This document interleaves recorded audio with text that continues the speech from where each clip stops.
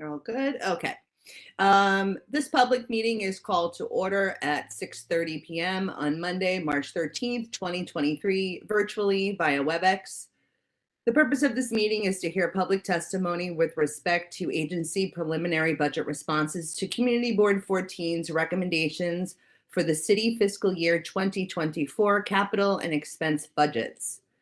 Copies of the board's priorities with agencies' responses as they appear in the Register of Budget Requests are available on the CB14 website and were distributed to the board with prior meeting notices and reminders.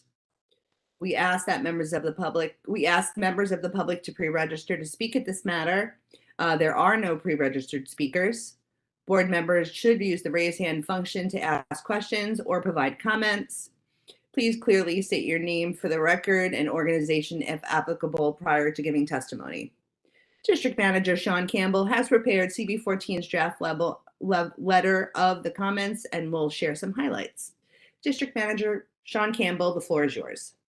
Thank you. Yeah, highlights or perhaps lowlights, but just to kind of remind everybody of the process and how we get here.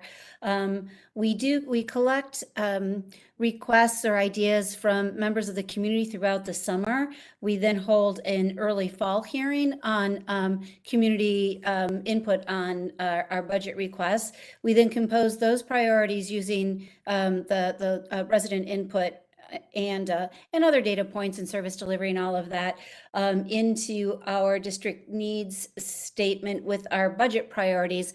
Those budget priorities go back for a second autumn public hearing and are approved through the public hearing process to submit.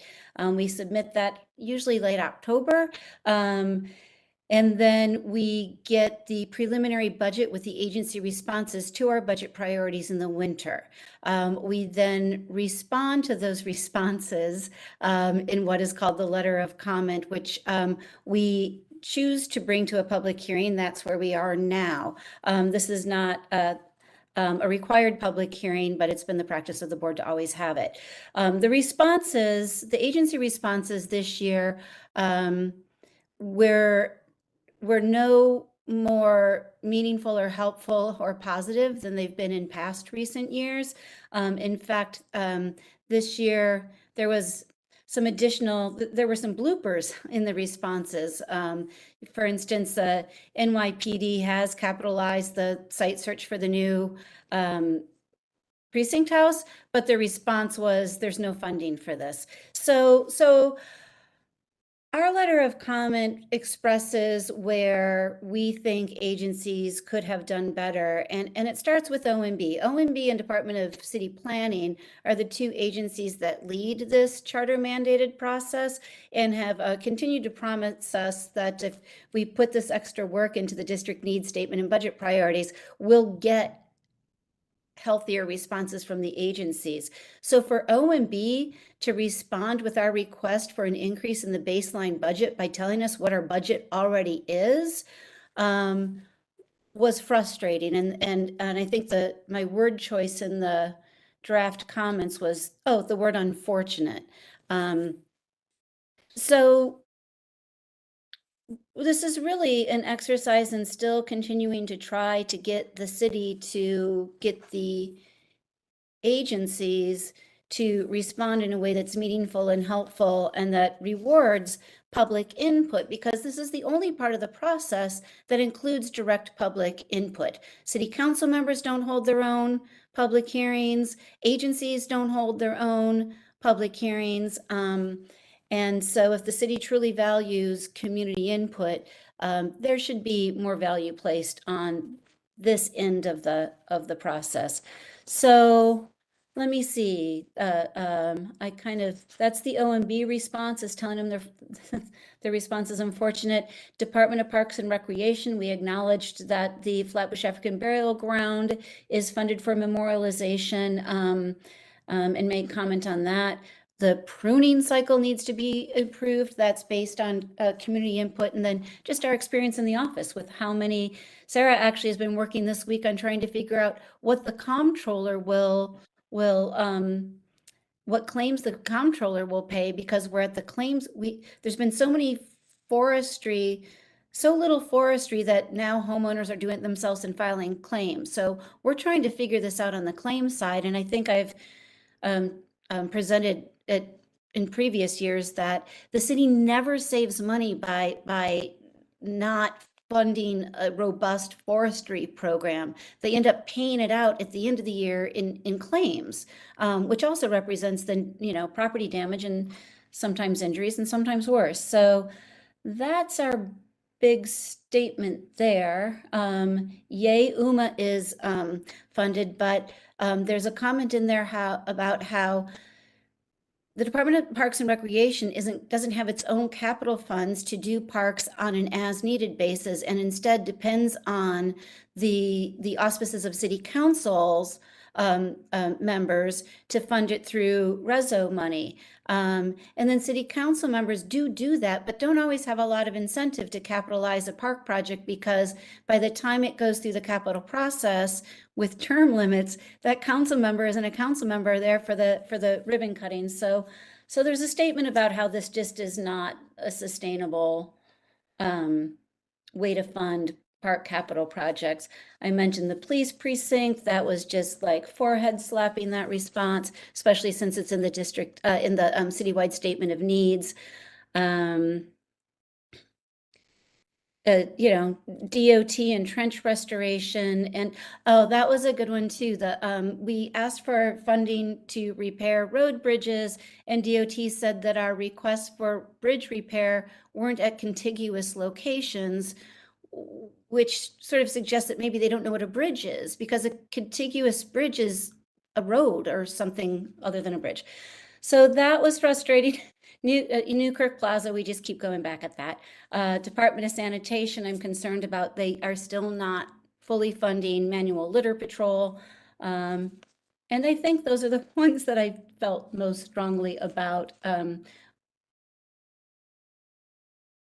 Yeah, and you all have had, you know, you've been given this, so if there's anything, those are the highlights that I thought I would make right now. Happy to answer any questions or just leave it at that for now. Thank you very much, District Manager Campbell. We'll take questions from board members. First, Stephen Cohen, board member. Thanks, Chair Brown. Thanks for putting all this together, Sean. I ran out of time, so I haven't read through the whole letter. I'll try to do that maybe if we have a quick break before the general meeting, because I'd like to have a full sense. Two things. First, I did spot in there the response.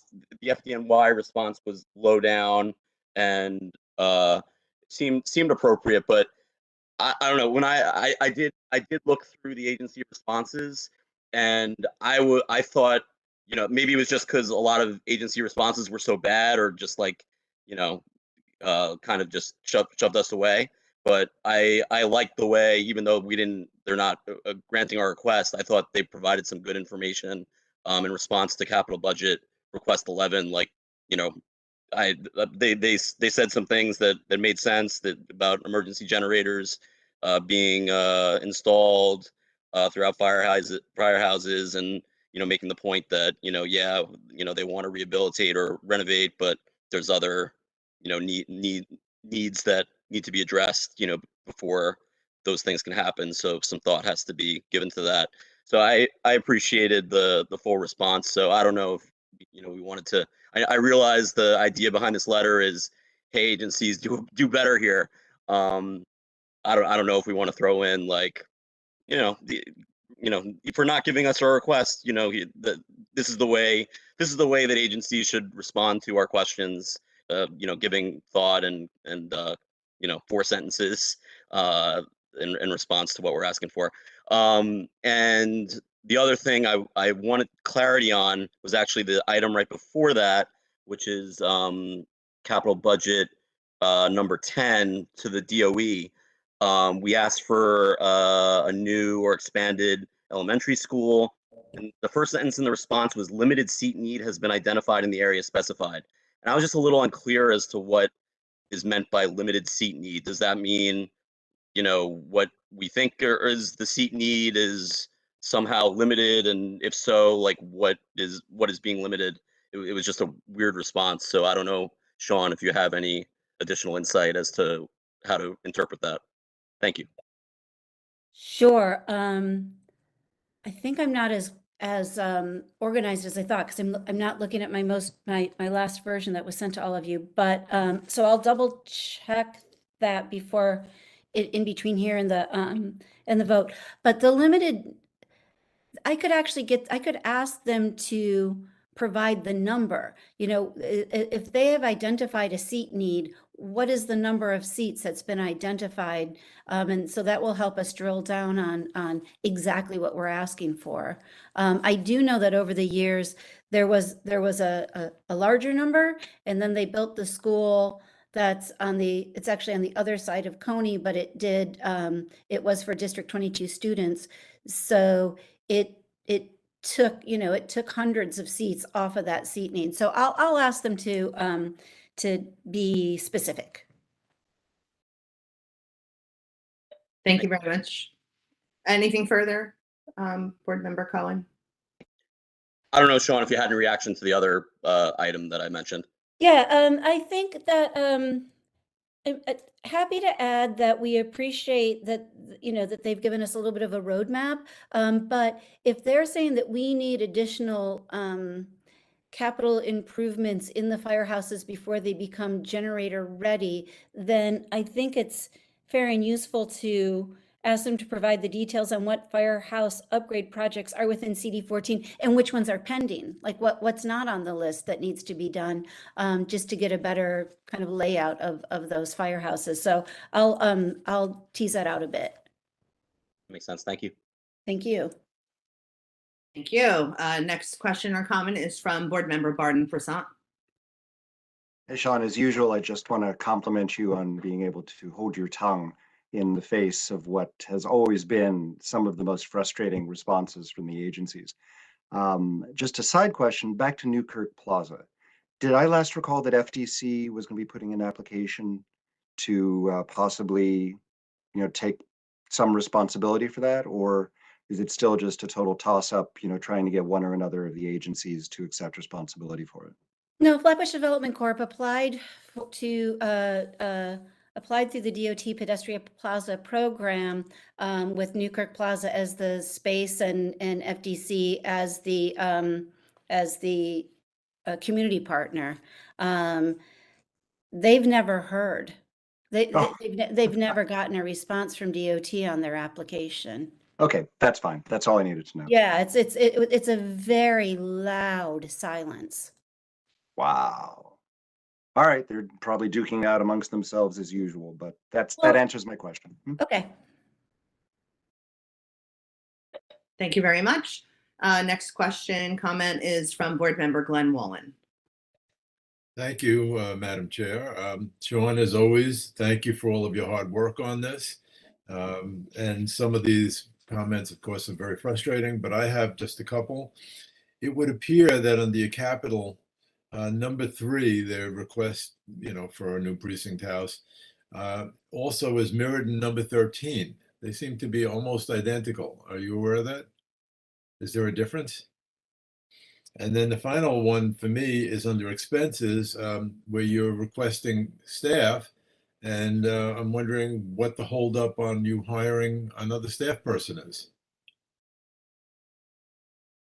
Okay. Let me start with the NYPD. The one of them is for a brand new precinct house to be built in an appropriate location. And then the other one is for, in the meantime, because it's going to be a long meantime, there should be capital upgrades at the current location where they had heat for the first time in weeks today, where their walls are torn apart to get, to other repairs. And, and it's been under scaffolding for a long time. The response that NYPD, that further study is needed is ludicrous. There's no study is needed on what the precinct needs in terms of repairs, because it's all goes to them in the form of a work order. When something breaks down, I think it's Sergeant Rios or somebody in admin sends them a work order. So they don't need any further study. They need, tools. And then what did you say about staff? Well, you said you needed more staff, and I'm wondering what the holdup is. Why can't you just hire someone?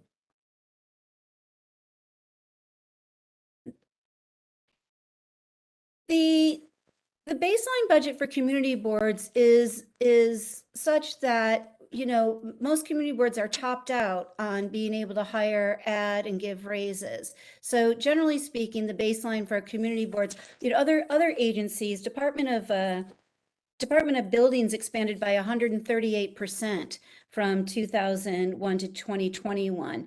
DYCD expanded by 131%, Parks by 104. If we had a bigger baseline budget, yeah, right now we're a city agency that supports 160,000 residents, and we have 2 full-time and 1 part-time staff member. So do I have enough staff right now within the budget that's available? Yeah, we were able to replace both,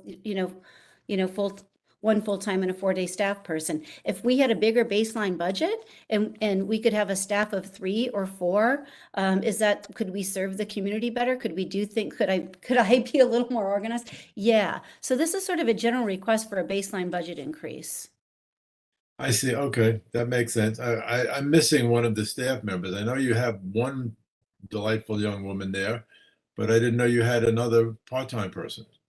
Well, Patricia Olander is part-time, but she's 4 days a week, so it's a good chunk of part-time. And then Sarah Sklock, who's actually with us tonight, is our full-time staff person who came on. And Sarah, when did you start? Mid-January? Yeah, about mid-January. Yeah. Okay, so I haven't met her yet. Okay, I'll have to stop in and say Also hello. delightful. Okay, thank you very much. Thank you very much. Any additional questions from board members? Seeing none, I believe we're looking for a motion to accept the letter in the form that you received as draft so that District Manager Sean Campbell can send that out as the response to the budget, the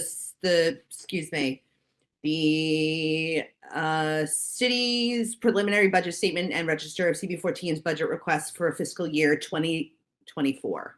So I moved, will make Madam the Chair. motion. All right, we have. Seconded. Thank you Deborah very much. Allison. Thank you very much.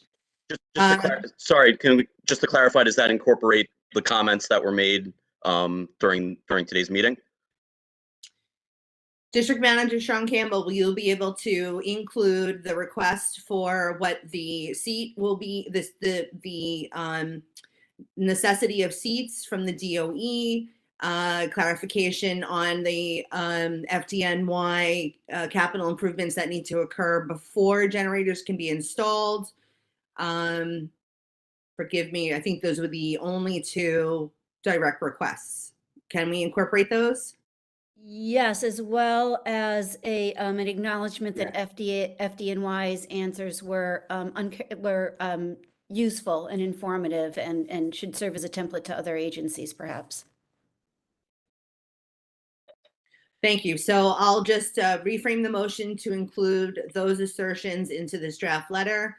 And so she can finalize it and send it out to the relevant agencies. So let's go ahead and motion on that again, please. So moved. Florencia. And seconded. Deborah. Thank you. Thank you. We'll vote in the reverse, therefore objections. Are there any objections to this letter that's been presented to you today with the additions by board members present? Seeing none, does anyone wish to abstain from voting? Seeing none, is anyone ineligible to vote? Very good. This motion passes unanimously. I appreciate all of the hard work from the district manager on this letter and her deft resistance to the comments that aren't really clear to us. That being said, this public hearing is adjourned at 6:50 p.m. In 10 minutes, we will begin our general board meeting, so stick around. And I will see you in 10 minutes. Thank you.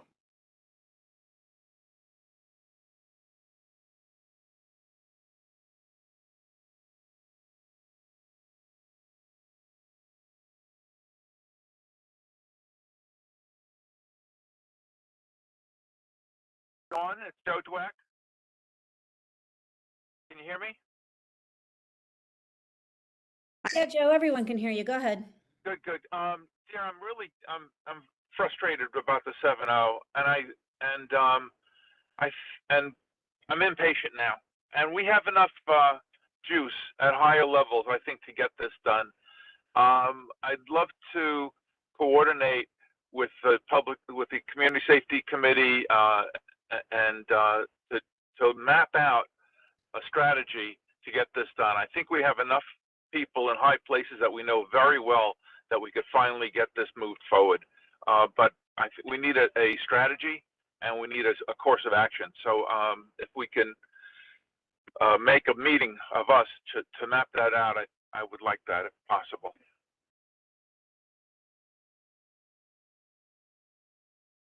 Thanks, Joe.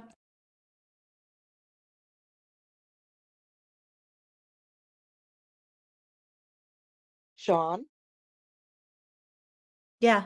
Um, Who's this? it's Nina. Hey, Nina. I was just going to say the other thing I agree totally with Joe about. I think that this whole kind of blowing off the needs for the precinct really pretty appalling. But the other thing that I was going to say is I just find the whole Newkirk Plaza thing, it just seems like it's such an easy fix if there's already an organization that's willing to step up to the plate. I can't understand. So Nina, we have a planning fellow, as you might recall, who's working on this from the Fund for the City of New York, and she is documenting all past efforts and current concerns. I mean, in a nutshell, DOT considers the plaza transits, and transit considers only the subterranean part of the plaza theirs. So, you know, it's a battle of lawyers, and it's a battle of, you know, of DOT resisting, you know, the acquisition of additional liability. And so I think if it were easy, it really would have been done. I think the complications are truly complicated. But I also think that it can be worked through if the right political will exists, and that's what we're trying to bring to fruition. I'm just, you know, kind of off the top of my head. I can't think of anything, but I'm just wondering if there's any other places in New York City that have a similar kind of a layout in terms Yeah, of. so the Parkside Plaza, just on the edge of our district, has a similar layout. It's DOT prefers to sort of reclaim streets for pedestrian plazas. So any place, any street that had been trafficked, used by cars, but that can be turned into a pedestrian plaza is DOT's first priority in order to expand pedestrian use of the public right of way. But where they have done plazas, where a plaza already exists, Parkside is one of the examples I know of.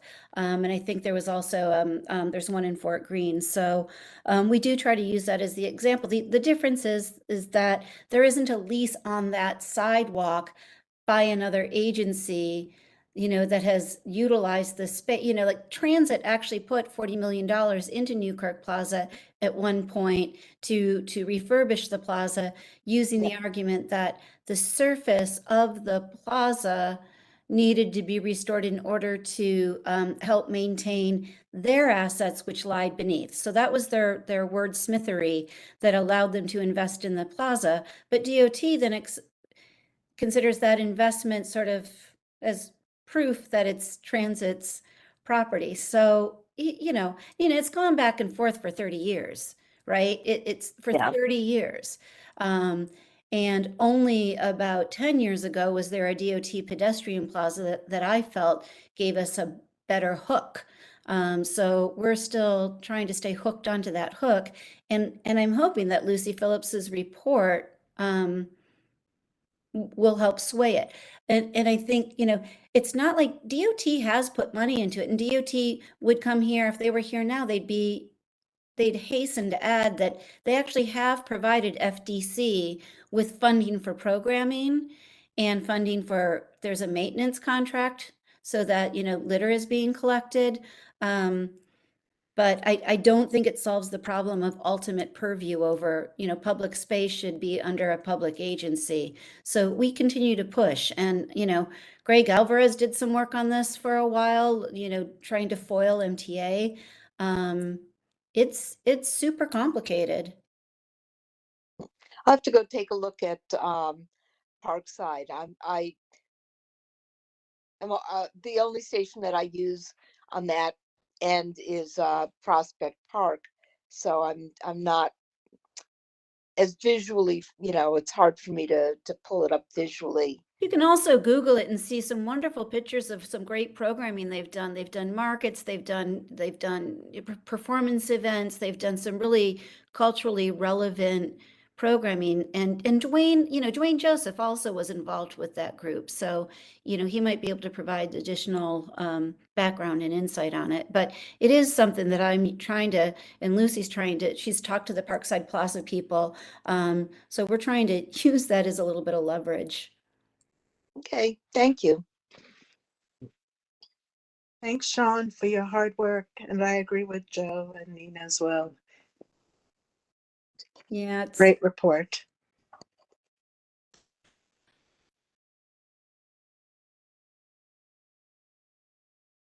Oh, do you need a vacation after this?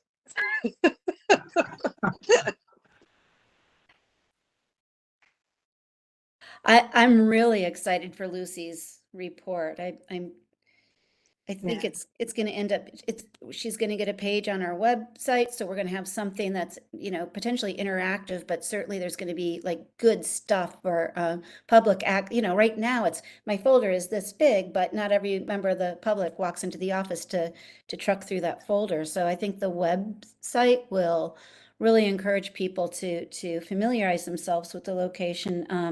And then I keep teasing her that she has to make sure I know that, when she's doing her Brian Lehrer interview, I want to tune in. Oh, It's gonna great. be it's gonna When be would that be? No, I'm kidding, because we're not there yet. But I see this You report as being, foresee it. I get yeah, getting some traction with people who are interested in city tales, even tales of woe. Hi, Alvin.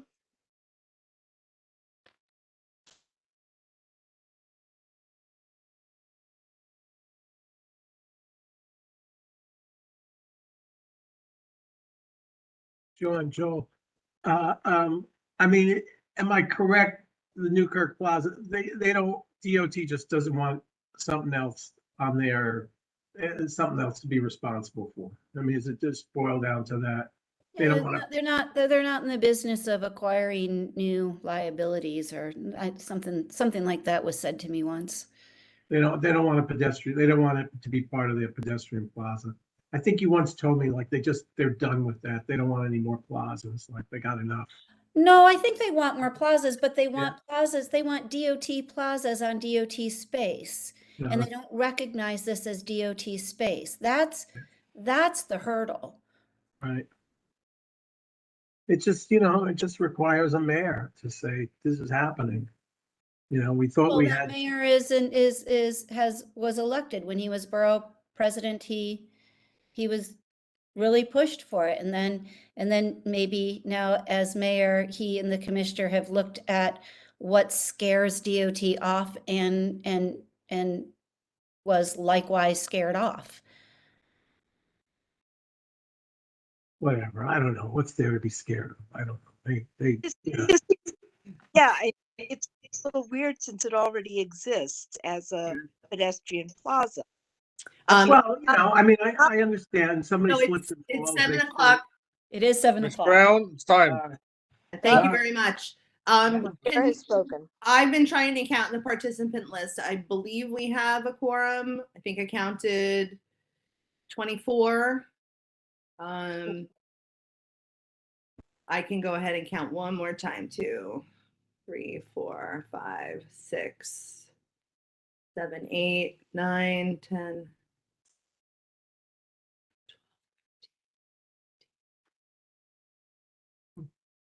17, 18, 19, 20, 21, 22, 23, 24, 25, 26. I have 26. Great. Okay. Thank you for being patient, everyone. It is 7:01. We shall get started. This meeting of Brooklyn Community Board 14 is called to order on Monday, March 13th at 7:01 p.m. under the applicable statutes of New York State, the Charter of New York City, the board's bylaws, and Robert's Rules of Order. The board's policy is to encourage detailed public discussion of matters before the board at our committee meetings and at public hearings. Consequently, except by board members, there will be no public discussion at our regular monthly meeting of matters about which a public hearing or committee meeting has been held. Specific service delivery requests or complaints should be brought to the attention of the district office staff by calling the board office during regular business hours or by visiting our website anytime. Other matters of civic interest may be brought before the board during our regular scheduled public comment period, which will begin tonight after all other business on the board's monthly meeting agenda has been concluded. No partisan political appeals or advertising of for-profit enterprises will be heard. Persons wishing to speak during the public comment period were asked to pre-register. So tonight, attendance will be taken from the participants list. Moving on to the minutes, did we have any changes to the minutes via email? No. I'm assuming, were there any changes to the minutes via email? No. Okay, thank you. Are there any changes for the minutes from the floor? Seeing none, do I have a motion to adopt the minutes of the February 2023 general meeting? I motion to. Motion. Seconded? Seconded. Seconded. Thank you. Thank you very much. We'll vote for in the reverse order for objections. Does anyone object to adopting the minutes of the February 2023 meeting? Seeing none, does anyone wish to abstain? Seeing none, the minutes have been adopted from the general meeting of Community Board 14, February 2023. Moving on to the district manager's report. District Manager Sean Campbell. Oh, hi again. This is moving fast. So I just sort of following up on the public hearing on the budget. I have been submitting as testimony to the city council hearings the portions of the letter of comment so that we have it on record in it, so that it's looked at another angle. So I just submitted to the Transportation Committee City Council hearing last week. I also testified as a member of the Future of Community Boards groups at a government operations hearing on community board support and the appointment process. So the expert panels included the Civic Engagement Committee and Borough President's offices. And then district managers were members of the public, or not expert witnesses, but just called to present testimony. So I spoke there about the request for a baseline budget increase and the difference between the growth in most other city agencies, which during that same 20-year period, community board citywide decreased by 11%. And that, it's a very engaged committee, and our own Kelman Yeager doesn't serve on the committee, but came for the hearing and supported district managers with some softball questioning. So we appreciated that. We're following up with the government ops committee in order to continue that conversation regarding our needs, which also include translation and interpretation support. So we had a follow-up meeting with CEC, this time being the Civic Engagement Commission, on our need for language assistance, language access assistance. And so we're continuing that conversation with them, which it will either appear in the form of a baseline budget increase, but also more likely in the form of another agency providing that support through something other than the call-in line. I also went to the CEC, this time the Community Education Council. There's a lot of CECs in the city. The CEC 22 legislative breakfast. Valencia had actually gone to a community safety meeting with the CEC 22. This was a follow-up to that, and we talked a lot about crossing guards and the need for more and the need for that to be properly budgeted so that they can actually draw people to that job, which has been a challenge. Also last Friday, I went to the Kings County Hospital Kings County Health Center legislative breakfast, which was a really great program. And as some of you might know, that's an HHC facility that recently got nationwide accolades for their nursing care. So it was nice to be a part of that feel-good moment. 1, 2, 3.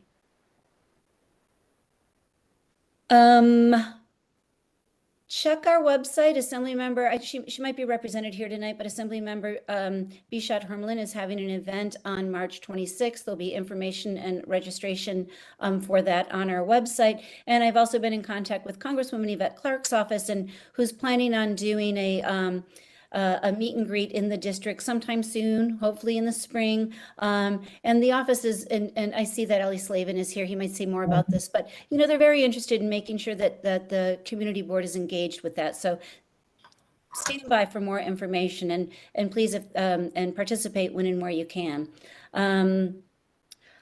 That you're going to also hear more about the youth conference coming up on April 3rd. But let me just say right now, this will be reiterated maybe a little bit, but flyers will be available in the district office, hopefully as early as tomorrow afternoon. I think I can pick them up tomorrow morning. And for those of you who are going to volunteer to distribute and post flyers, we should have them ready for you. So more on that later. Thanks for listening to all of this. And you know where to find me. Thank you. Thank you very much, District Manager Sean Campbell. I'll begin by recognizing that the commanding officer of the 70th Precinct is here with us tonight, Deputy Inspector Bruce Separano. Would you like to address the Assembly? Hi, everybody. How's everybody doing? Just a quick overview since the last meeting. We're doing pretty well in the overall crime. We're down about 11% in overall index crime. In the last month, however, there was a troubling burglary spike that was occurring in the southern part of the precinct. There were about 6 separate burglaries overnight when people were sleeping, where the same individual was sneaking in during the middle of the night and stealing money, keys, whatever he could get his hands on, and running out the front door and back door. But we set up a whole apprehension plan last weekend. This individual was placed in custody. It is the same individual that was responsible for the same type of burglaries that were happening last November and December. But right now, I could happily say he's incarcerated. They actually gave him bail, so he's in. So thank God for that. And other than that, what is still happening also is people are mailing bills. It's mailbox thing. On their personal checks, and they're mailing in mailboxes, and there's still mailbox phishing going on where individuals are being very crafty, and they're able to get the mail out and wash the checks, change the dollar amounts, and people are getting scammed for a lot of money. So in the meantime, if you could still, if you're sending out mail such as that, if you could just go to your local post office and try to hand deliver it until the postal inspectors get a handle on that, because they're involved with the investigation as well. But other than that, that's really the 2 main themes that were going on this last month. But if anybody has any questions for me, I'll be here for a little bit. Thank you. Thank you very much. Just a little housekeeping. We have some people that need to mute themselves. If you're calling in by phone, please *6 or hit the mute button on your application, please, because I can't proceed the way things are. Thank you so very much. Thank you very much for your comments tonight, Deputy Inspector Separano. Let me move on to recognizing the representatives of elected officials that are here with us tonight. From Councilmember Farah Lewis's office, we have Daniel Heredia. From Councilmember Ina Vanderkoff's office, we have Legislative Director Troy Olson. From Assemblymember Rodney Bichot Hermelin, we have Chief of Staff Lisa Derrick. From Assemblymember Robert Carroll, we have Mary Kay Siri here with us. From Congresswoman Yvette Clark's office, we have Ellie Slavin. From Borough President Antonio Reynoso's office, we have Eileen Mullaney Newman. We have CB14 Chair Emeritus here with us, Alvin Burke. The President of the 17th Precinct Community Council, Ed Powell. And from the 17th Precinct, we have Detective Scott Nuzzi and Police Officer Michael Joseph. Thank you for being with us tonight. Deputy Inspector Bruce Soprano, I didn't see any questions for you. Thank you so much for being here today.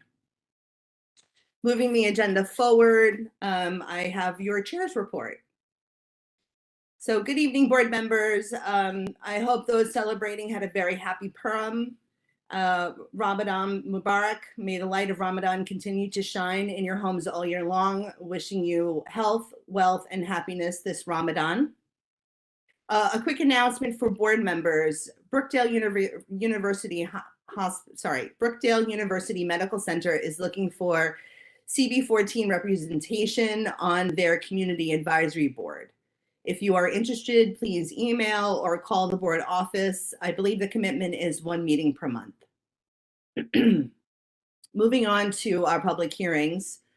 We're looking at the public hearing we just held this evening at 6:30, March 13th, regarding the city's preliminary budget statement and register of CB14's budget requests for fiscal year 2024. The purpose of this hearing was to hear public testimony with respect to agency preliminary budget responses to Community Board 14's recommendations for the city's fiscal year 2024 capital and expense budgets.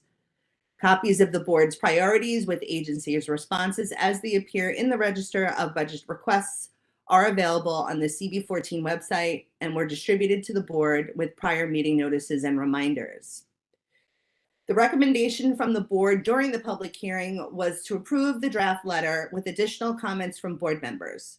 Those comments being clarification from the Department of Education on the number of elementary seats needed in the district, clarification from FDNY on what capital improvements to district firehouses are needed in order to proceed with installation of emergency generators, and lastly, acknowledgement of the FDNY for their succinct responses to our needs statements. Just want to chime in to District Manager Sean Campbell. Does that sound correct to you? Is there any additionals? Okay, thank you. Based on the recommendation of board members in attendance of this public hearing, which was to approve the draft letter with those additional comments, do I have a motion from the floor? Motion. Second. Second. Thank you very much.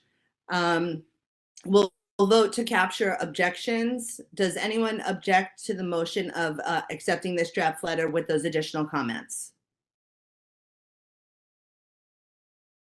Seeing none, does anyone wish to abstain from voting?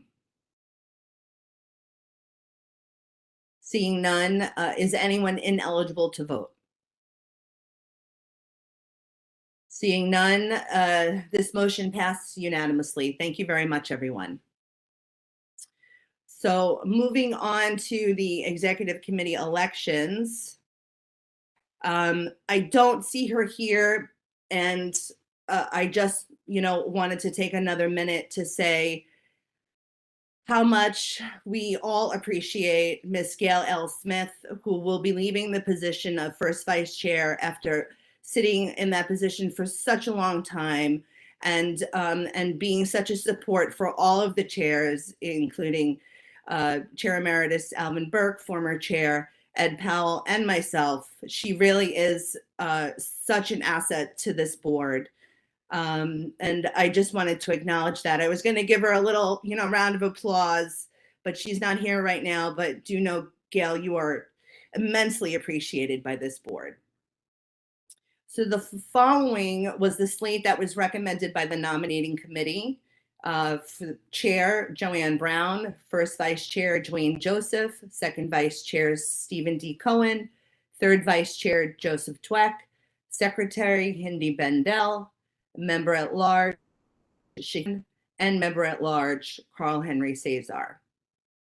Based on the slate recommended by the nominating committee during February's meeting, and given that no additional nominations from the floor were presented, I'd like to ask for a motion that the second vice chair cast a single vote for the proposed slate on behalf of the board. Motion to approve. And seconded. Second. Thank you very much. We'll vote in the for objections. Does anyone object for casting a single vote for the proposed slate? Seeing none, does anyone wish to abstain? Seeing none, is anyone ineligible to vote? That being said, the motion, it came back. I had to reboot it. You're back? Okay. So then, being that this motion was passed unanimously, I'd like to ask that Stephen D. Cohen, second vice chair, please cast a single vote on the proposed slate. Sure. I hereby cast one ceremonial vote for the slate that Chair Brown just mentioned. Thank you very much. And thank you everyone for all of your support. Moving on to the Borough Board report. On Tuesday, March 1st, 2023, a Borough Board meeting was held. The first agenda item was a presentation from the U.S. Army Corps of Engineers outlining the New York Harbor Strategy, coastal storms, the New York Harbor Strategy. Coastal storms have severely impacted the North Atlantic, including New York, New Jersey harbor region. In response to these storms, the U.S. Army of Engineers is investigating measures to manage future flood risk in ways that support the long-term resiliency and sustainability and reduce the economic costs and risks associated with floods and storm events. In support of this goal, the Corps has completed the North Atlantic Comprehensive Study, which identifies 9 high-risk focus areas. One of the 9 areas identified was the New York, New Jersey harbor and tributary study area. Several areas in Brooklyn have been identified as targets for concepts that will be used to improve storm resiliency. These include Coney Island, Red Hook, Greenpoint, Manhattan Beach, the Gowanus, and Newtown Creeks. The tentatively selected plan is called Alternate 3B and includes flood walls and elevated promenades. Alternate 3B's objectives are to control coastal storm risk, support community resiliency, and support critical infrastructure.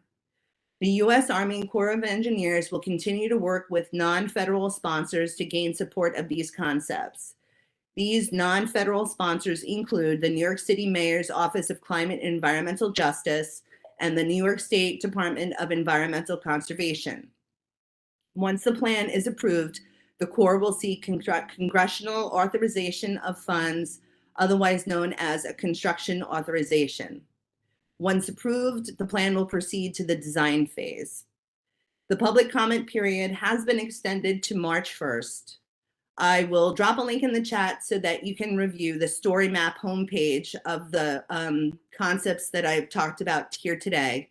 And we've also put a link to the upcoming webinars and the full study on the CB14 website.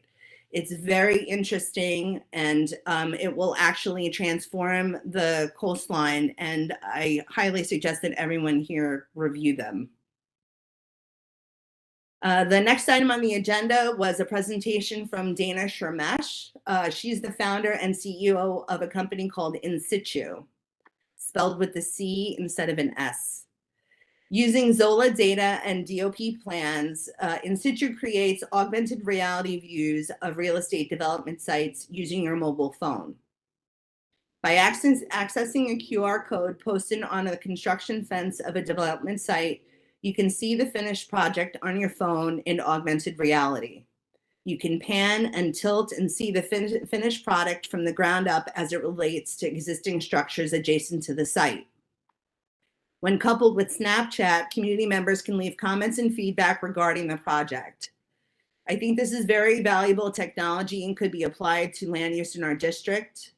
I asked if in situ AR could be used with plans generated by city agencies like parks, and it can. This may be an excellent way to engage community to see proposed plans for municipal land and capture feedback from residents. The last agenda item was a discussion about the Borough Board's bylaws. I previously reported on the 1977 bylaws in the February meeting. In a legal review was completed by the General Counsel of the Office of the Borough President. Next steps will be to incorporate the areas that are in conflict since the last city charter as discovered by the legal review. And once completed, we expect the Borough President to appoint a bylaws committee to make recommendations for additional changes. Are there any questions on the Borough Board meeting? Okay. Seeing none, moving on to the resolution regarding the adoption of additional procedures for hearing street co-naming. During February's meeting, I reported out on the results of the working group. The board voted to incorporate the working group's recommendations and clarified community support petitions criteria. These have been incorporated into a resolution. I received one suggested correction via email from board member Barden Fressant, and his recommendation regarding bullet number 4 in paragraph 3 be changed to the following. So I'll reread that to you. So bullet number 4 would now read 51% of the residents, that is additional language, within a 1 block radius of the proposed street shall have signed, that's additional, a community support petition of the co-naming. So that just clarified the language. I think I left out the words of the, and then he spruced it up a little bit by saying shall have signed. And then let me go back to my other document. And then he requested that perhaps we add a little bit more context for bullet number 5 of this resolution. Bullet number 5 says all street co-naming applications shall be heard equally. So during the working group meeting, there was conversations that all applications should be heard equally, whether they be from a community member, a member of service, a member of the military, or an some other figure. And the consensus was among the working group that all street co-naming applications shall be heard equally. This statement is also meant to offer some sort of diversity and inclusion, that we are stating for the record that we will hear all applications equally.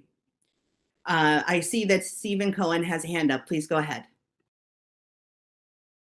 Thanks, Chair Brown. I apologize in advance if I'm being a bit pedantic about this, but I asked before in one of the meetings what the provision I think says.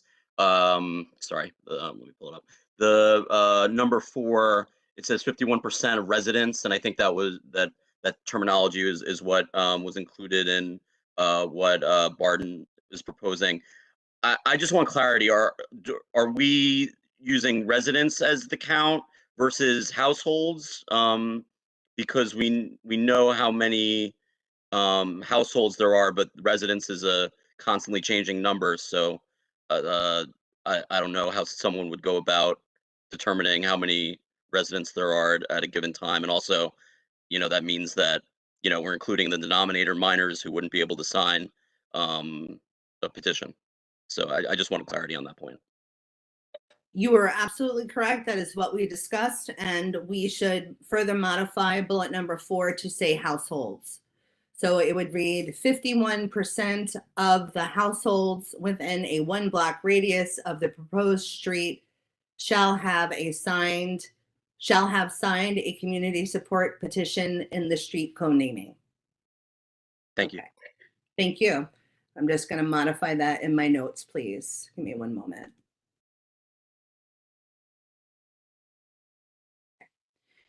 Is there any additional discussion on the resolution? Gregory Alvarez, board member, please go ahead. Sure. I just had one question on that point as well. In terms of the clarification of how to determine within one block of the designated area, is that in all directions? Just for my understanding, in terms of what the what the intention there was it like, so for instance, if you have a block length that was going to be renamed, would it just be the next block up and the next block down, or would it be the next block over? I'm sorry, I just wanted to make sure I was clear on that as well. Thank you, and it's a fair question. The reason why it's written this way is because according to the Department of Transportation's guidelines, they will provide one sign regardless of how long the stretch is. So we may be faced with a stretch that will be renamed, that could be 1 block or it could be 20 blocks. So I think to say, to sort of give some leeway, then on a case-by-case basis, we can determine how many signatures need to be provided based on how large the area is. Or we can decide, if it makes more sense, DOT again will provide one sign free of charge. Of course, they can add additional signs at the honoree's request if they are paid for. So it's a little nebulous, and it might have to be prescriptive on a case-by-case basis. Okay, thank you. Okay. Is there any additional questions regarding the point that Board Member Alvarez brought up?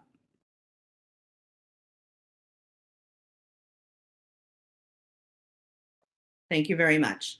Seeing no questions on that matter, any additional questions on the resolution? Okay. Seeing none, I would like to ask for a motion that the draft resolution be ratified with the change that was requested by board members, and that was paragraph, paragraph 3, bullet number 4, which now reads 51% of the households within a 1 block radius of the proposed street shall have signed a community support petition of the street co-naming. So moved, Madam Chair. Thank you very much. Do I have someone second? Seconded. So moved. Thank you very much. We'll vote in the we'll start with objections. Does any board member object to the draft resolution with the corrections made by board members? Seeing none, does anyone wish to abstain? Seeing none, is anyone ineligible to vote? Seeing none, the resolution is passed with the proposed corrections. Thank you very much, everyone. Let me go back to my notes. All right. All right. Well, that ends the chair's report. Thank you very much. Moving on to topical committees. First committee for report is Community, Environment, Cultural Affairs, and Economic Development Committee. Thank you for the introduction. My co-chair, Duane Joseph's here, but he's tied up, can't make the presentation. So he's asked that I do it. He sends his apologies and regards. I think he just wants to see how badly I'm going to screw it up. And he's just sort of laughing out there in the distance. So let me give it a shot. So we had a meeting on February 23rd. The first presenter was Lauren Collins, who was happy and pleased to be able to finally appear yet again. That's my fault. I really owe her an apology for this. on the Church Ave and Flatbush bid merger, especially since 8 days previous, city planning had already voted to support the merger. So it was kind of after the fact. I had had the impression just when she gave her last presentation that maybe there was some few more questions from the public, or maybe some of the Church Ave bid members might have questions, but there didn't seem to be much public participation. And I personally asked about what concerns the Church Ave bid members might have come up with, because the Flatbush, as you've all heard this again, I'm sorry to repeat it, but because the Flatbush bid is about twice the size of the Church Ave bid. Her response to the concerns was that most of the members thought they'd merged years ago anyway. So obviously they did not anticipate any major changes, since they already figured that had already taken place. Our second presentation was from our very own Ed Sen, doing a guest appearance. In his other capacity, aside from co-chair of transportation, he's the community affairs with Department of Consumer and Worker Protection. His first presentation was on the NYC rules governing tobacco sales, mainly because he's sort of been really dogged in pursuing all of these illegal smoke shops that have been popping up, certainly in our neighborhood, and I think all across New York City. He estimates that there are 1,500 unlicensed smoke shops in New York City. And his agency and that of the Office of Cannabis Management, are trying to enforce, regs, but it's like a shell game. They change their name, or some other owner takes it over, and they're stretched terribly thin. They have to bring marshals in order to actually affect anything.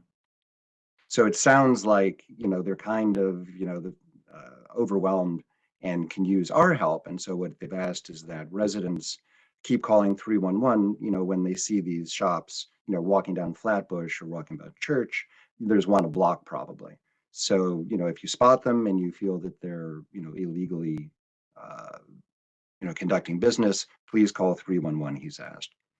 His other presentation was an overview of New York City's free tax prep and financial empowerment programs. They have a really excellent website. I will drop the link in the chat when I'm done. And he outlined all of these really, seemingly very generous programs that NYC is able to offer. To me, the two things I picked up were, one, that it's offered in many different languages, which of course is important for our district, and that they offer help for the self-employed, which I think are probably members of the community who sort of fall in a gap. Maybe they're not eligible for all kinds of help, and on the other hand, they're not like a company, or they don't work for a company that could find assistance for them. So it was a tremendous amount of information. I would recommend either watching our meeting on our YouTube, or checking out the link that I'm about to drop, or just badgering Ed, because he'd be thrilled to talk about it. Only other thing is we have a meeting coming up on March 28th. Our next meeting is garbage and bathrooms, two tremendously sexy topics. The first is the presentation on sanitation collection set out time rules. And actually there are auxiliary rules too, like concerning the color of bags that you are allowed to use or not, and whether or not you have to use cans or bins. So I think Sean has worked hard to ensure that we're going to have someone from DSNY, Community and Government Affairs, to appear to answer questions. And the second presentation we're going to have is recommendations for NYC's public bathroom system, which I think we all know is not up to the task. So we have a woman named Julie Cho, I guess, who's with the Public Bathroom Task Force, speaking of tasks. So look forward to seeing you all on the 28th, and thanks for listening. Any questions? Great. Oh, all right. Thought I was going to get away. Go ahead. Sorry, it's actually less of a question than just a tangential piece. I do know Julie actually, and she's on Manhattan's CB5 on their land use and task force piece, and they actually use in situ. So just a bit of knowledge. So if we want to make any connections, we can always do that. But Julie and I go back some ways. My apologies if I butchered her name. No. Thank you. Any other questions? Thank you, though.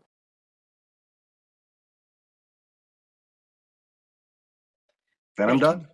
Unless Thank you. Duane is there and he can free up and has anything he wants to say. I'll take that as a no. All right. Well, thank you very much for your report. I just wanted to recognize two additional representatives of our elected officials. We have Raul Rothblatt from Assemblymember Cunningham's office here, and we have Judith Destin from DA Eric Gonzalez's office. Thank you for being here with us tonight. The next topical committee report will be from Youth Services, Education, and Libraries. So, whoops, give me a second. Hey folks, good evening. And so happy Monday. I hope everyone's doing well. So there's a few things I'd like to give on my update. So the first one is just that on Monday, February 27th, we had quite a robust meeting in terms of planning for the 16th Annual Youth Conference. So the main thing to share with people is that we're going to have our 16th Annual Youth Conference on Monday, April 3rd from 4 p.m. to 7 p.m. at the Student Union Building on Brooklyn College campus. So again, we're having it on Monday, April 3rd from 4 p.m. to 7 p.m. at the Subo Building on the Brooklyn College campus. The second thing that I want to let people know is that we will be having another planning meeting on Monday, March 20th. So that's going to be next Monday, where we're going to be calling out some additional items. And so this ties back because we identified many things in our February 27th meeting in terms of planning, starting to think about like where we could use help with volunteers, and did we want to do the same thing in years past with a workshop and plus the, the resume review and interviewing. And so the main things that I'm calling out right now is just that we would need some help with volunteers to help hand out posters and also to volunteer the day of in terms of, people directing students and organizations to their tables and the workshops throughout the course of the day on April 3rd.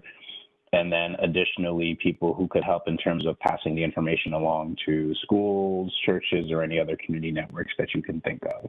And so I'm putting that up there. And so anyone who can help, then please let the office know, and we'd be more than happy to loop you in and help us get that word out.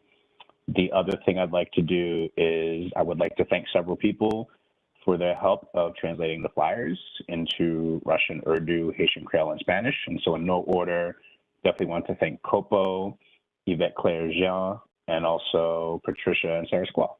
So thank you folks very much for helping us. And then the last piece I want to let you folks know is that Duane Joseph is going to be helping me with this event as a co-chair of the 16th Annual Youth Conference. So that's a lot to say. And so thank you folks very much for the time. And Carl, sorry to jump in unrecognized, but there is, Sarah dropped a link in the chat where people can sign up Awesome. to Thank you, Sarah. volunteer. And those links are also on the youth conference website. And we've got kids who have already, no, not kids, younger community members who have already signed up. We've got a good number there and a really good start on the organizations, agencies, and job providers. Awesome. So Sarah, my apologies for not seeing you with that pro move in the chat. So thank you very much for that. I appreciate it. And thank you, Sean, for the reminder as well. Thank you very much for that report. Just wanted to recognize that representative from Senator Simcha Felder's office, Sharon Fuchs, is here. Thank you for being here with us. Next report will be from Community Safety.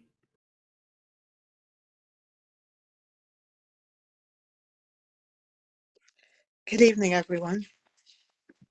My co-chair, Mrs. Hindy Bendel, unfortunately is not here tonight, so it's just me. We had our community safety meeting on March 2nd, and we had Venus Scantleberry from the Civilian Complaint Review Board, as well as Jill Cornell, who is the Community Engagement Specialist from the New York City's Office of Emergency Management. Ms. Canterbury went first, and she gave a detailed delivery of the composition of the CCRB, and letting us know that there are 5 representatives selected by the mayor's office, 5 by New York City Council, and 3 by NYPD. She discussed the reasons for civilians to report police officers. Some of the reasons were excessive force used by a police officer, abuse of authority and misrepresentation of power, using the threat to call ICE on immigrants, and forceful removal to the hospitals. There are 2 new additional that were added to the list that could be used: sexual misconduct and bias-based racial profiling. She stated, excuse me, that civilians should check out the Right to Know Act, which is now a law, which states that an officer must provide his or her name and shield number, with the exception of if a person has a weapon on them, because that, could put the officers in danger. Civilians can file complaints by going to the precinct, but if they're not comfortable, you can request the form, fill it out, and mail it in. There are other ways of filing complaints. You can file online, or you can DM the CCRB on social media. She noted that your immigration status, will not be a deterrent for filing. Neither will the language you speak, since basically they're in all languages. They have the forms in all languages, which is a great thing. She also went over the qualifications for making a case eligible and what makes a case to be rejected. And there is a complaint activity map that can be found on their website or CB14's website. Ms. Cornell informed us about the Notify NYC app, which keeps us informed about impending or incoming storms or disasters. And she talked about the New York City CERT volunteers, which are trained by NYPD, FDNY, and OEM as well. And they teach them search and rescue, first aid, and fire suppression. She talked about making a plan, gathering supplies, and having a to-go bag, and by staying informed. So each person can get the guide, and the guide is in 13 different languages. The guides are regularly updated, and they're willing to make presentations to any organization that requires, and houses of worship. They also work with schools as well. You can scan their QR code that's on their site. And she suggested having the app, which helps you to know your zone, and if your zone is prone to flooding during extreme rainfalls. So you can also go to NYC Know Your Zone or call 311 to know the areas that are prone to flooding. And in the current times that we're living in, she suggested that we be like the police officers and be aware of the entry points, whether you're in a mall, you're in the movie theater, restaurants, or other public spaces. It is not, and I would suggest it's never good to sit with your back to the door, but okay, that's just yeah. So she discussed some of the items that should be in the go bags: first aid kits, personal care items, whistle, which will help to alert, God forbid, something terrible happens, but it will alert first responders as to your location. Should have some cash, have small bills, flashlight with the batteries not inside of the flashlight itself, a transistor radio, extra pair of reading glasses if you need reading glasses like I do, clothing for the weather appropriate clothing, snacks, copies of identification, notepads and pens to take notes. And Nina Sabir suggested having the pharmacies or the pharmacist's number and having a copy of your medication, if you're on medication, stapled to the plan that is placed within the bag. And I think Joe or someone suggested that you keep your medication in a Ziploc so that in case of an emergency, you could just grab it and go. Great idea. Ms. Cornell suggested we watch Hindsight is 2020 on YouTube. If you haven't watched it, I suggest you do. It's almost 7 minutes long, so it's really short. And that you can check their website for training locations on how to live prepared. And I pray that we'll never have to use our to-go bags, but just in case we do, we should have one. And to view either presentation in its entirety, you can go to CB14 website, you can go YouTube, that's CB14 Brooklyn on YouTube, and you'll find the meeting in its entirety. You can find the video presentations and other presentations on CB14's website as well. And if you missed any of the meetings, but I suggest that you attend all meetings if possible so that you can have your questions answered live. So, and you can visit CB14's website or the YouTube channel, CB14 Brooklyn, to be specific, and share with your neighbors and your families and spread the news. Thank you. Thank you very much for your report. Moving on to Transportation Committee, please. Brown, I want to extend my apologies that my co-chair Ed Sen couldn't be in attendance tonight. Unfortunately, his daughter is sick. So I apologize in advance for any key information I leave out that Ed would have been sure to remember and mention.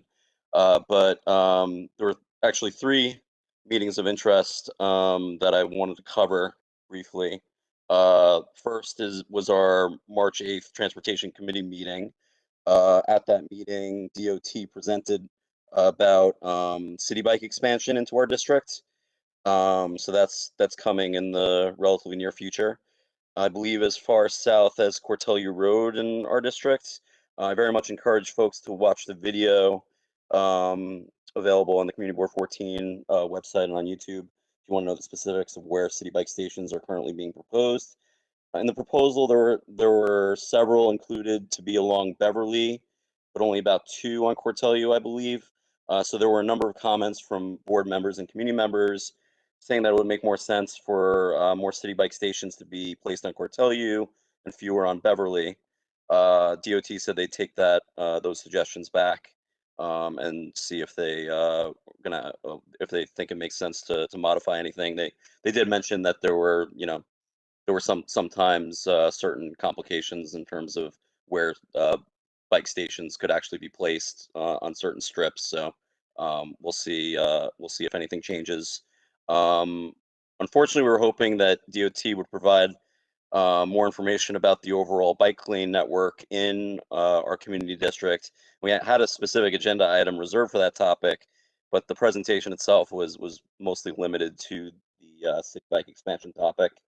So hopefully we can get DOT back some other time to give us a more robust discussion regarding the bike lane network and maybe ideas for improvements to that network in our district. Next meeting I wanted to cover it was two meetings held on the same night, but the content was identical. This was Thursday, February 23rd.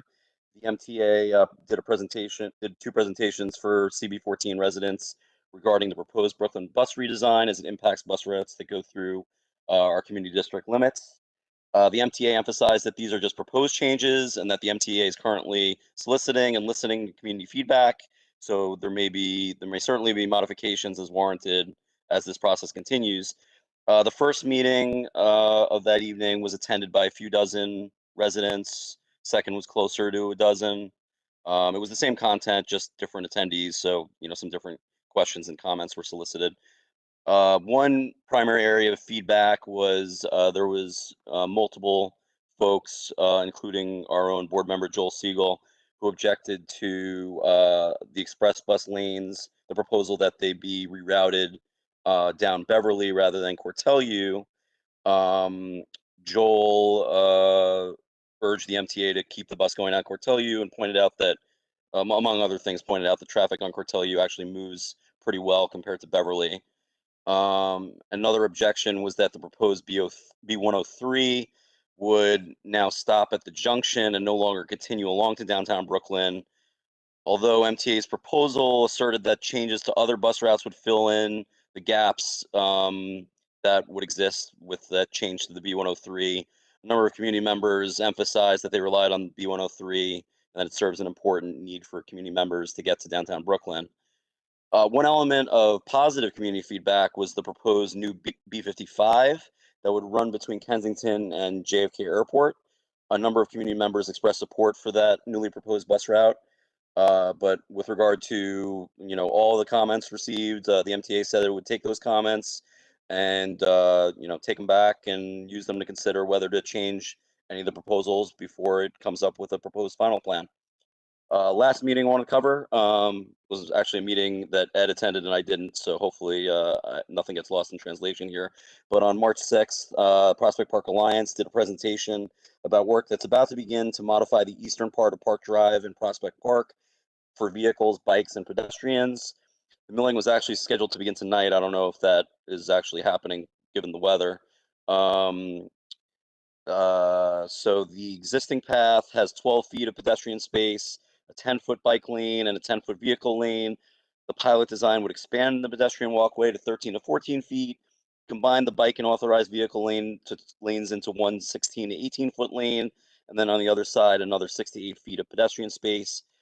Some concern was apparently expressed about vehicles and bicyclists sharing the same lane, but that appears to be what Prospect Park Alliance is going to be piloting in this change to the Park Drive.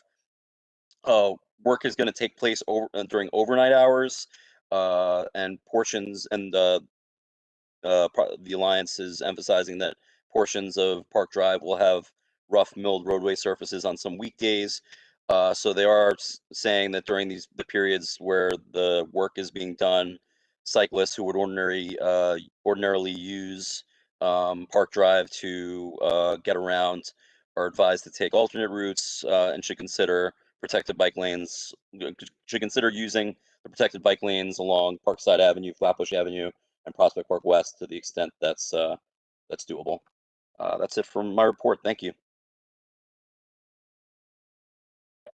Thank you very much for your report. Next report is from Housing and Land Use, please.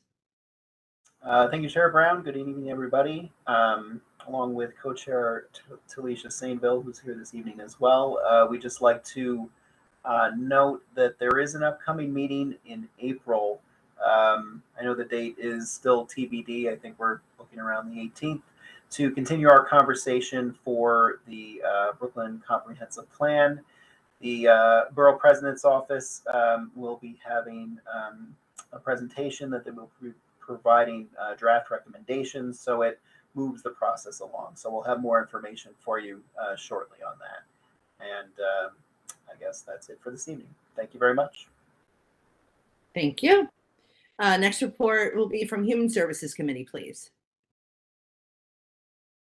We don't have a report. We didn't have any meeting this month, jam-packed activity the month before, so nothing for this month. But we have a little tickler that there may be something coming up in May, so stay tuned and hopefully we'll have something good. Thanks. Thank you both. That concludes topical committees. Moving on to the ad hoc committee, the CB14 Flatbush African Burial Ground Task Force.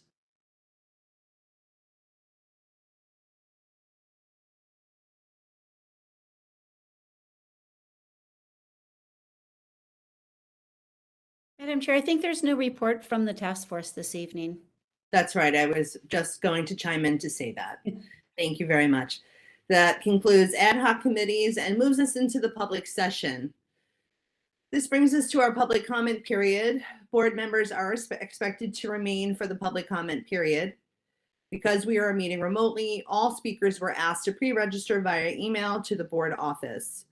Any member of the public who is not able to register in time can follow up directly with the board and staff, who will include appropriate announcements on the CB14 website. Matters of civic interest and announcements of public events are invited. No partisan political appeals or advertising of for-profit enterprises are permitted. Service delivery requests should be brought to the attention of staff by email or during regular business hours. And let me reinforce that if you have a community concern, it's very likely that the matter is a service delivery item. We can do far more to help address the situation if you contact the board office directly, so we can individualize our attention to the problem at hand. Each speaker will be permitted up to 3 minutes and may not receive additional time from another speaker. The board has an obligation to conduct its business in an orderly manner. Any person preventing the meeting from continuing will be muted and possibly disconnected from the meeting. The intent of the public comment period is to permit the board and community a chance to hear diverse perspectives on public issues. Accordingly, we ask that groups be represented by a single speaker. It is now 7:56, and will Sarah be announcing? Yes.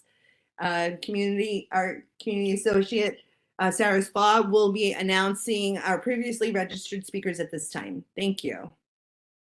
Cool. Hi, everybody. So first up, we have Paul Marianowski from Dynamic Youth Community.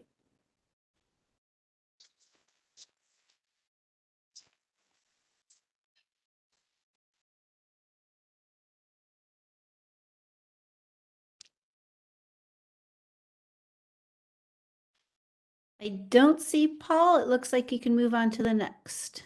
Great.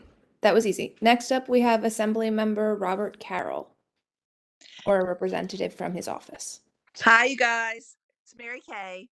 I have two quick announcements. The first one is Assemblymember Carroll is having his town hall on Thursday, March 23rd at PS9, which is located at 80 Underhill Avenue. And that is the new section of his assembly district. We just started covering that in January. The meeting starts at 6 p.m. with tabling by agencies including Department of Finance, Department of Transportation, MTA, DEP, Sanitation, Brooklyn Public Library, and a couple of more. And then so that's from 6 to 7. And then at 7, the assembly member will commence his town hall with reports on legislation, budget, and what's going on in Albany. Plus, there's going to be a Q&A after that. So hope everybody can, or as many people as possible can make it. The second event, and I believe the flyer is on Community Board 14 website. The second event is a little bit later in the spring. It's Sunday, April 30th, and it's Assembly Member Carroll's Spring Clean and Green event, which is a very useful recycling event for electronics, textiles, paper shredding. There's going to be a major children's clothing and gear swap with Grow NYC. We're going to also have DEP again, MTA, NYPD will be doing bike etching and street safety tabling. Plus, there's going to be representatives from places like Brooklyn Solar Works and South Midwood Pollinators. Anyhow, we're going to have flyers ready within the next couple of weeks, and we'll post those as well. And plan to empty out your garage and come on down on April 30th. And that's going to be at Prospect Park at Park Circle, the entrance to the park that's kind of right across from the TD Bank. Okay, that's it. Thank you. Wonderful. Thanks so much. Next up, we have Eli Slavin from Office of Representative Yvette Clark.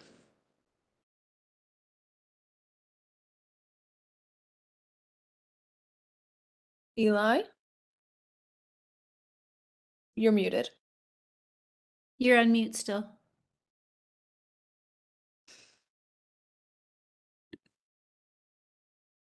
Ellie, we still can't hear you.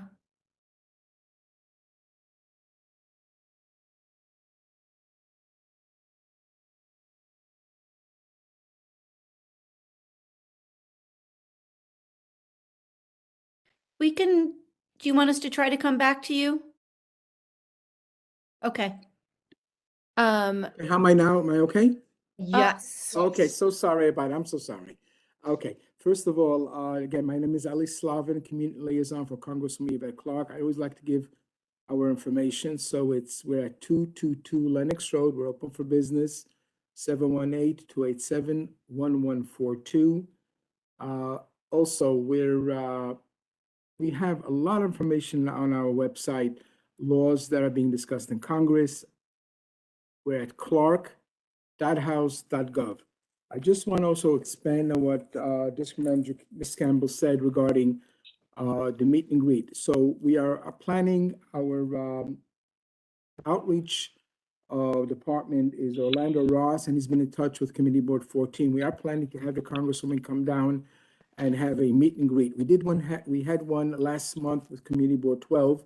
It was more of the community board members and leaders of the community. We want to expand that to the public. So please look out for that. We'll be having more information, and when that does happen, I will notify we'll put on the chat, plus it'll be on our website. I'm taking notes. I report to our district manager as far as the issues concerning the Community Board 14. And with that, I'll just wish everybody good night. And I'm here to see you. I see the smile in your face. Sweet. They say short and sweet. Perfect. Thank you so much. And next up, we have Tahisha Solanges from One Brooklyn Health System.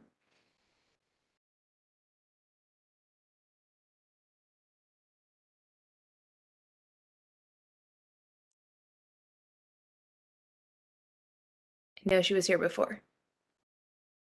She did put contact information in the. Hi, everyone. There you go. I'm here. Sorry about that. We must love IT and electronics and stuff. Hi, everyone. My name is Tahisha Salaj. I'm the Assistant Director of Marketing Communications at One Brooklyn Health. It's a pleasure to have you, to be here with you all tonight. I just wanted to share a couple of things that One Brooklyn Health is doing for the community. And I would also like to share the calendar to CB14. Perhaps if you have like a community newsletter, we can also share. This month is National Nutrition Month. And in honor of that, we have a lot of events that we're doing for the community, ones that have already started and passed already. Tomorrow, if anybody is around our Interfaith area, One Brooklyn Health at Interfaith, which is on Atlantic Avenue, we have a nutrition tabling event where we'll have plant-based foods being demonstrated of how to cook for the new vegan lifestyle. It's really not new, but a lot of people are taking it on. So that will be tomorrow from 11 to 2. We also have another tabling at Kingsbrook Jewish Medical Center at One Brooklyn Health on March 16. And March 28th, we'll have our tabling at Brookdale. So all of the 3 hospitals are celebrating the 50th year of National Nutrition Month. And to end it with a bang for the month of March, from 6 to 8 p.m., we'll be doing a live stream cooking demonstration with our community partners at Mangrove Kitchen at Flatbush Central, if a lot of you guys are familiar. So we're very excited about this partnership. Cooking Live is an initiative that we have started at One Brooklyn Health to teach our community about healthy cooking. These healthy cooking demonstrations and classes are interactive with the community, and they also liaise with our registered dietitians from all 3 sites. So we are excited to bring this new partnership and new show to you guys and to the community. It will be live streamed on our Facebook and YouTube platforms. For more information, you can always email me. My information is at the contact, or I can also leave my email address. And we look forward to having you. Thank you so much. Wonderful. Thank you. Next up, we have Raul Rothblatt from the Office of Assemblymember Brian Cunningham. Hi, good evening, everyone. Great to be here. Great to see everybody.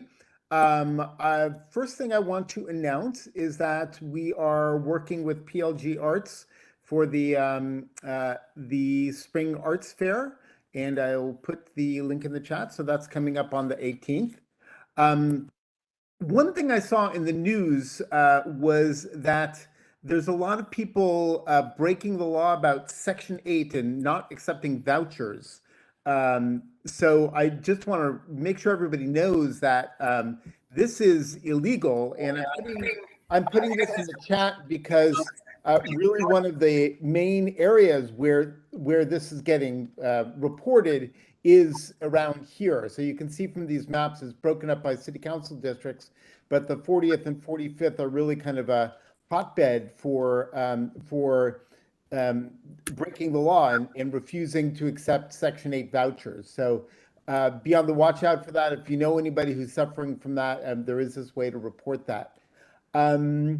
Next up, I do want to also just let everyone know and make sure people know what committees we're on, because that's pretty important. Right now, the assembly members on the banks committee, so a lot of news in that. And I will put all this so there's, I'm just flooding you all with links here. Let's see. I always do want to welcome people to use our office. We really welcome it as a community hub. If you have an event, if you have a group you want to use, has a free space to meet, we would be glad to have you for free. We're located at Empire and Rogers. We love to bring people in. And I think finally, unless I forgot something else, I want to look ahead to Juneteenth. There's kind of a big, we have a huge opportunity right now. There's the Flatbush African Burial Ground has been a new destination. We did our Juneteenth march starting there, going to Parkside Plaza. And this year, as it looks right now, we're going to go all the way to the Lefferts Historic Home. So it's a really amazing opportunity to create a really important Juneteenth event to really celebrate the African American history here. If you haven't been following it, the Lefferts Historic House in Prospect Park is re-looking at their history and honoring the people who were enslaved there. They've found the names, they're telling the stories of so far about 25 people who had been enslaved at that house. And these are people who helped build Brooklyn, and to connect that history is an exciting opportunity. And they're really working at reaching out to various groups. And I think working with the Flatbush African Burial Ground would be a really exciting opportunity. But you for can. that and Just give me a all the minute. groups along the way. So Okay, we need everybody to please mute, and you have hit the time roll. I am done then. I'm perfectly timed. Thank you all for your attention. Great. Next up, we have Judith Destin with the Office of the Kings County DA, Eric Gonzalez. Hello, good evening, everyone. It's Monday, all, and we're ready for the week. I just want to talk briefly about our office is having, we're putting a proposal out. We're having the Brooklyn DA's prescription drug take back initiative, and we are partnering with the U.S. Department of Justice, Drug Enforcement, and the New York's NYPD. We're trying to say, like, don't be a dealer. We want anything, all your prescription drugs that you have, but we're trying to this was be going on in April 14th to the 16th, and basically any prescription drugs that you have that's laying around in your cabinets, we'll take them in a designated location in a drop box. You put in a drop box, and you also be giving we're also giving gift cards out for this initiative. So Sean, I will definitely call you because I want to talk to you about some ideas. So I'll give you a call, Sean, and also to anybody who wants to assist with us. We could take can give me a call. My number is 718-250-2580, 718-250-2580. And my email address is destinj@brooklyn, spelled out, da.org. Brooklyn destinj@brooklynda.org. And I just want to say thank you so much for your time, and have a good night, everyone. Thank you. Next, we have Lisa Derrick from the Office of Assembly Member Rodney's Bichot Hermelin. Thank you, Sarah. Good evening, Community Board 14. I'm here on behalf of Assemblymember Rodney Bichot Hermelin. I have two quick comments. One, I wanted to share with you a recent event that the Assembly member hosted, which was her annual State of the District address, where we had our host, which included Steve Cohen and Doria Laria. They did a wonderful, wonderful job. And we had our local PS 249, students from PS 249 perform a wonderful, wonderful performance. We have some real stars in that group. They performed Hard Knocks Life and Annie's song Tomorrow. So it was a great event. I know that we had this event streamed live, and I'd like to apologize because it seems that we had some challenges with the proper viewing of that streaming. However, you can find that on the Assembly Members YouTube page, the New York State Assembly Member Rodney Bichot Hermelin's YouTube page, to see the full program. Upcoming, we will be hosting a Women of Distinction event, which will take place on the 26th. It's a Sunday, March 26th at 5:00 p.m. The State of the District event, as well as this upcoming Women of Distinction event, will be held at the beautiful Don Buchwald Theater at the new Leonard and Claire Towle Center at Brooklyn College. So if any of you haven't been there yet, it's a wonderful opportunity to come and see the great work that has been done to bring that beautiful building to the community. And I would like to mention also that we have our very own Sean Campbell, who is going to be one of the honorees, a very well-deserved honoree. So I hope to see all of Community Board 14 out to help us celebrate Sean and all of the other honorees that we have. Thank you very much for your time. Everyone have a wonderful evening. Thank you very much, and congratulations, Sean.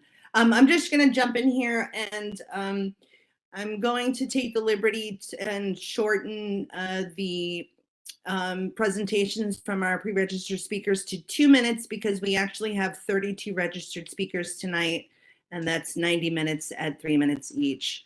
So if I could ask all of the following speakers that we will be hearing from tonight to limit it to 2 minutes, and I appreciate your assistance in this. Thank you. Back to you, Sarah. Next up, we have Odette Wilkins from Wired Broadband.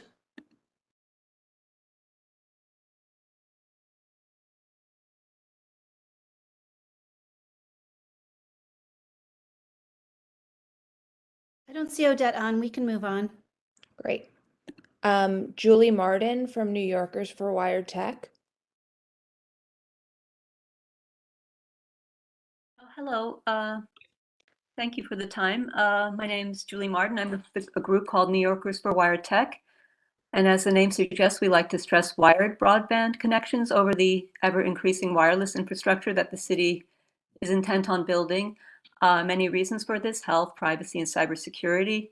What I've come to visit with you about is the Link 5G pole rollout across the city.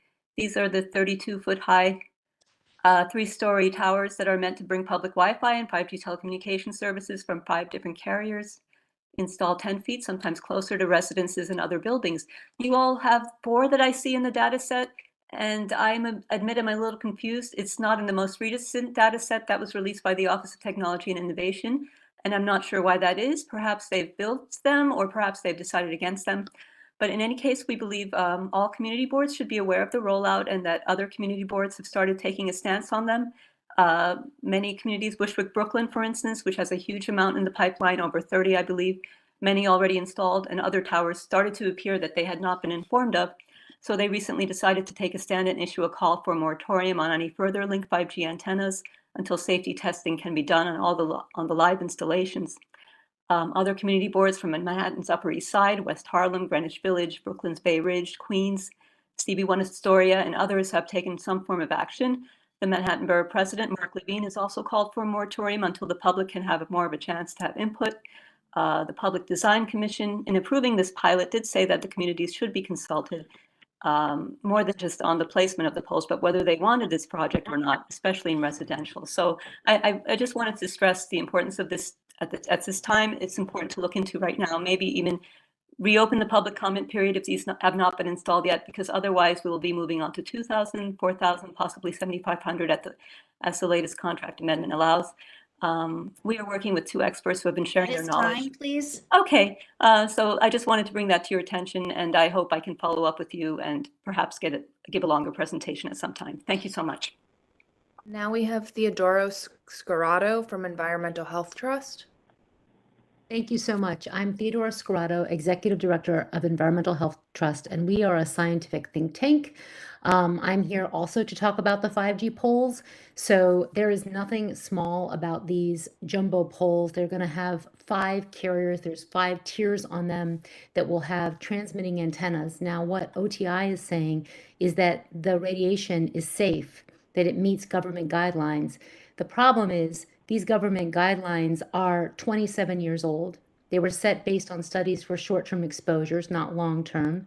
And there are hundreds of scientists, independent scientists, who are calling to halt the rollout of 5G to reduce public exposure because of the mounting evidence documenting adverse health effects at levels that are legally allowed.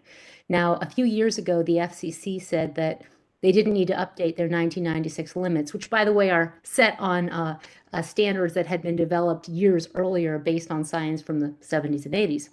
And we sued the FCC regarding this issue, and we had a favorable ruling in 2021. The FCC, which is the authority that is supposed to be regulating and ensuring laws are adhered to, these outdated laws, was ordered by the U.S. Court of Appeals, D.C. Circuit, to address the impacts of radio frequency radiation on children, address the health impacts of long-term exposure, and especially the environmental impacts. So far, the FCC has not responded. It's been over a year and a half. And really, they have nothing to respond with because there is no authority that is addressing all of the issues. The EPA was defunded in 1996 from doing the environmental monitoring, doing oversight, and all of those things that you would expect with an environmental. And you have also reached time, and we can circle back and talk about a more appropriate venue for this information to be shared. This is usually in an announcement venue. So, okay, thank you. I'll defer to the chair on the rest of that. Yeah, we'll have you back at another time to email the office so that we can have a further discussion about a presentation. I also see that we have multiple people from the same group here. So Sarah, if you see that there are multiple people from the same group, we've asked that they group themselves together. So if they've already presented from the group, we'll move on. Thank you. So in that case, is Ariana Sabat here?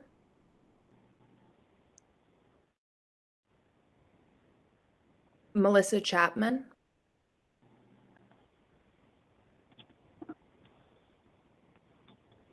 LaShawn Freeman?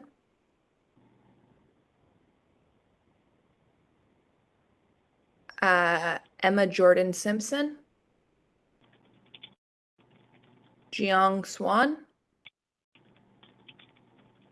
Joanne Alexander Baccaridin? How about Naranda Paul Chawla from the Flatbush Library? Yes, hi, I'm here.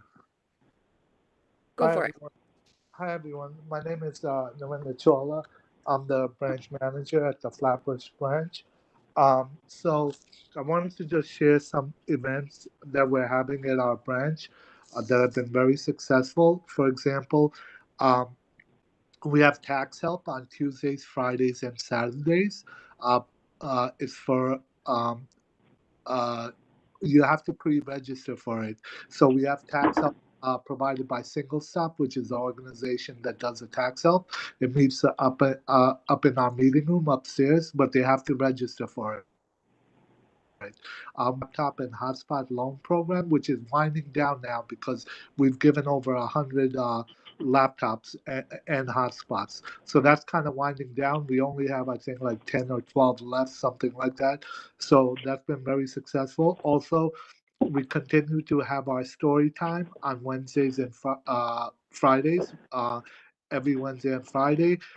Also, we have resume help 4 to 5 every other Wednesday. I'm sorry, yeah, every other Wednesday. And then we have homework help for kids K to 8 from 3 to 5 p.m. every Wednesday. We also have Mango Languages, which is every Wednesday from 3 to 4, where you can learn English, French, or any language that you desire to learn. And it's all free of charge on our database, which you can access through your Brooklyn Library card. So all you need is a Brooklyn Library card. You can even learn it at home, but we do have a class for it to teach you how to learn languages using Mango Languages database. Also, we have the Teen Gaming Club on Thursdays. We have Ask a Tech, which is every Thursday, 3 to 4, which is a program that I conduct. Basically, you can bring in your cell phone, your laptop, any kind of computer technology issues that we can help you with. We'll be more than happy to help you with that. Also, And you're also at time. I'm sorry. I'd love to hear. I love your programs, but you've hit the limit. Okay, I'm sorry. Thank you. Do we have Antonia Bramble also from the library? Okay. Erica Ewing from Go to Stop LLC. Leah Miller from Breaking Ground. Baza Ruki.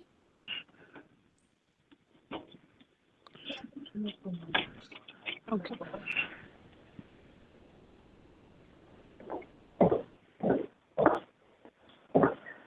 Baza, I see Baza on the call. Yes.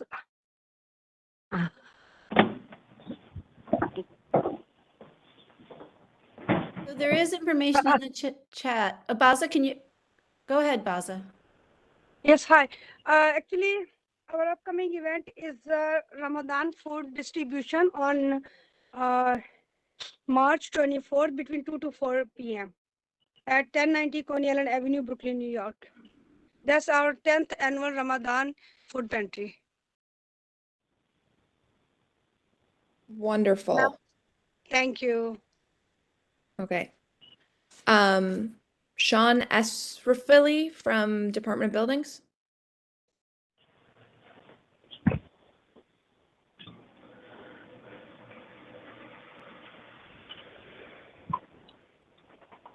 I think that's everyone on the list. I think the other people who signed up are just attendees, if that sounds all right. Understood. Okay. It was very unusual to have 32 presenters this evening, and I got a little nervous for time because that would have been 90 minutes. And I apologize. I think something got lost in translation as we shared the document, so we'll keep tabs on that. Thanks for your patience, everyone. Yeah. But great meeting, and I appreciate hearing all of the presentations. I'm sorry that some got cut a little bit short. Please do reach out if you have additional to the board office if you have additional information about your organization and your platform. All right. Motion to adjourn? Yes. Do I have a motion to adjourn? Motion to adjourn. Seconded. This meeting of Community Board 14 is adjourned at 8:24 p.m. Thank you, everyone, and we'll see you at the next committee meeting or the next general meeting. Have a great month. Thank you. Have a good Thank night, you all.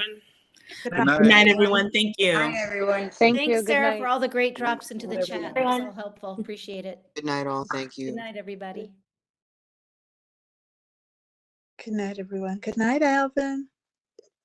Good night, Valencia. Night, Sean. Good night. Good night, Sean. Congratulations again. Thank you. Yeah, congrats, Sean.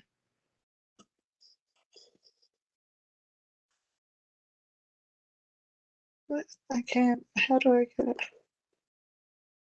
Am I the last person? Oh.